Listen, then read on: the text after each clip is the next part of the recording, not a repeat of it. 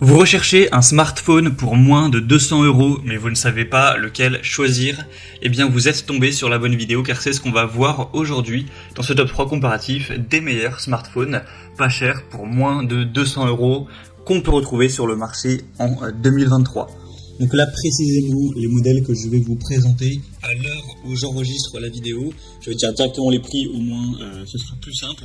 Donc le plus coûteux sera 208 €, ensuite le deuxième sera à 199 € et le troisième sera à 151 €.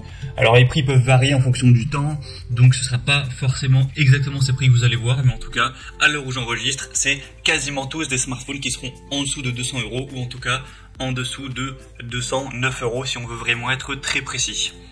Donc si vous avez un petit budget et que vous souhaitez ne pas dépasser cette somme pour votre smartphone pour changer, eh bien j'espère que cette vidéo vous aidera à choisir. On va voir les mieux notés, du coup par ordre de prix décroissant. Et bien sûr il y aura tous les liens juste en dessous en description vers chacun des smartphones si vous souhaitez en commander un ou voir plus de détails. On commence donc avec le premier qui sera le Vivo Smartphone 5G. On aura 4,5 étoiles sur 5 en moyenne sur plus de 570 évaluations, donc c'est vraiment très correct. Comme je l'ai indiqué, le prix pour celui-ci est à 208 € et 5 centimes pour être précis, à l'euro j'enregistre, en partant du principe que ce prix peut bouger dans le temps. Vous aurez donc un réseau 5G qui vous permettra d'avoir une très grande vitesse au niveau de la connectivité pour que ce soit vraiment efficace lorsque vous naviguerez sur internet, etc. Sinon pour les fonctionnalités, la puissance entre guillemets du téléphone, vous aurez 4 Go de RAM. Ce qui certes n'est pas énorme, on va pas se mentir, c'est pas dingue, mais ça fait l'affaire pour une utilisation régulière, classique, pour aller sur diverses applications, pour aller sur YouTube, pour aller sur votre application bancaire, enfin voilà, toutes les choses un petit peu classiques, il n'y aura pas de souci. Après forcément, si vous voulez jouer à des jeux vidéo relativement gourmands avec une super qualité, ça risque peut-être, avec le temps en tout cas, de un petit peu plus ramer, ou ce sera moins efficient qu'avec forcément un smartphone haut de gamme, faut être clair là-dessus.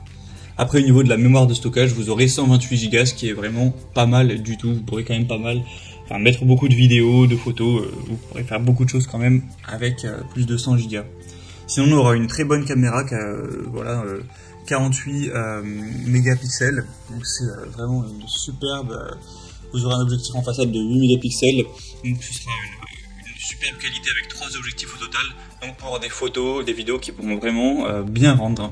La batterie sera à 5000 mAh, voilà, ce qui est plutôt classique, donc ça pourra bien sûr tenir la journée, comme tout autre smartphone Android plutôt classique.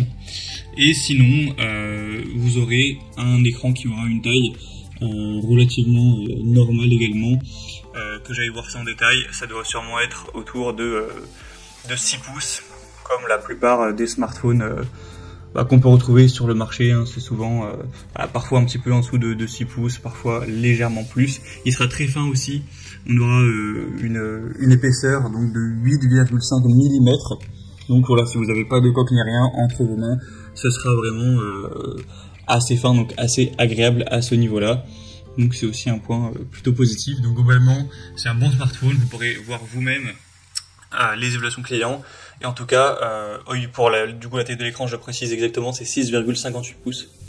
Et donc voilà, vous pourrez voir plus de détails en passant par le premier lien en description. Un deuxième que je vous présente, c'est le Samsung Galaxy A13. Donc là, c'est un modèle qui sera noté à 4,4 étoiles sur 5, sur plus de 1700 évaluations. Donc ça reste très bien aussi. Le prix sera, à l'heure où j'enregistre, à 199,99 €, donc pile en dessous des 200. Vous aurez bien sûr pas de carte SIM qui est incluse, etc. Il faudra mettre la vôtre. Ce n'est pas corrélé, votre fournisseur d'accès internet, etc. La carte SIM, là c'est vraiment juste la machine, le smartphone en lui-même. Donc un prix très intéressant. Sinon vous aurez une connectivité 4G, donc voilà, c'est très correct. On aura un capteur principal de 50 mégapixels pour des photos riches, détaillées, et le capteur photo selfie sera à 8 mégapixels, ce qui reste assez bien pour prendre des photos en selfie. Un écran assez grand également, de 6,6 pouces, donc c'est vraiment pas mal, qui aura aussi une très bonne définition. Sinon pour la puissance entre guillemets de ce smartphone, ce sera assez similaire au modèle précédent. Pour le stockage, vous aurez 64 Go, donc c'est certes pas énorme, hein, vous ne pouvez pas stocker un nombre incalculable de choses, il faudra quand même faire le tri. Surtout que voilà, il y a pas mal d'applications qui vont vous prendre du stockage, mais voilà, ça devrait quand même aller. Pour la RAM, on est sur du 4 Go, donc c'est comme pour le modèle précédent. De toute façon, pour ce prix-là, on peut pas s'attendre à des smartphones super puissants avec un stockage immense. Et pour la batterie, c'est du 5000 mAh, une charge rapide à 15 watts, donc plutôt classique. Donc c'est aussi un modèle assez intéressant d'une marque quand même relativement reconnue. Encore une fois, vous n'allez pas pouvoir effectuer des tâches qui demandent énormément d'énergie avec une fluidité parfaite. Mais si c'est pour des fonctions basiques, bien sûr que ce smartphone suffira. Et on termine avec le Xiaomi Redmi Note 12.